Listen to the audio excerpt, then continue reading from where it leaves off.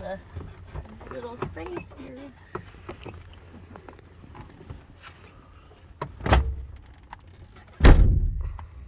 Woo! Okay, so can you reach? You will have the outside seatbelt. I may have to open the door again. No, lift that. Yep, all the way back. There we go. Gosh. Oh yeah.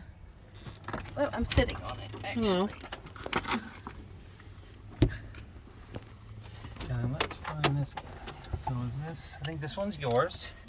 And then we'll do a shoulder strap later. If you didn't, I wouldn't mind. Okay. Sometimes I do, sometimes I don't.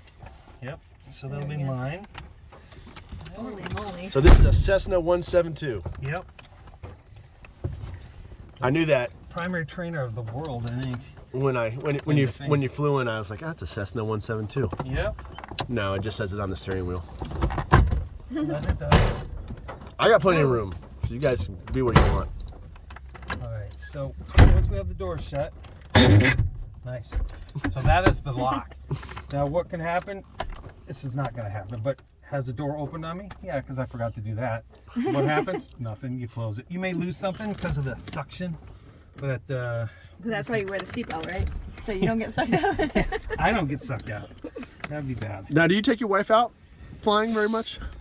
She doesn't like to fly. She doesn't like to fly. Okay. Well, No, I don't take her on my dirt bike trips either. yeah. Well, I can relate to that part. I don't hate it. I just You don't hate it. So riding dirt bikes. your air conditioning for on the ground is going to be here. When the prop is going, it'll get kind of blustery, and then you've got these vents right here. So if you don't like it, you just close them up. But I think you'll like it once you start getting up there. So this is already a warm motor. So the biggest thing is not to roll forward when you start.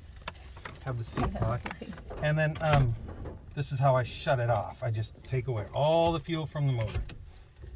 Primer we don't need. Did that this morning. I just give a little bit of gas is what I'm going to do. Beacon's always on, and then we're going to get ready to start and make sure no one walks into our prop. So if we had to say, okay, let's get out, all you're going to do is just throw this up and get out. But make sure you undo your seatbelt first. Yeah.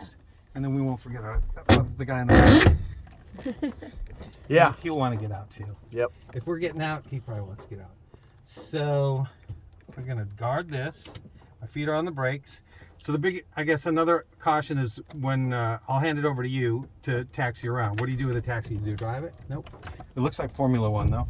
So you can just sit back and drive like this. Now if there are heavy winds, you'd want to always turn into the wind so it doesn't get under the wing and try and flip you. But there's not enough wind to do that today. Let's see.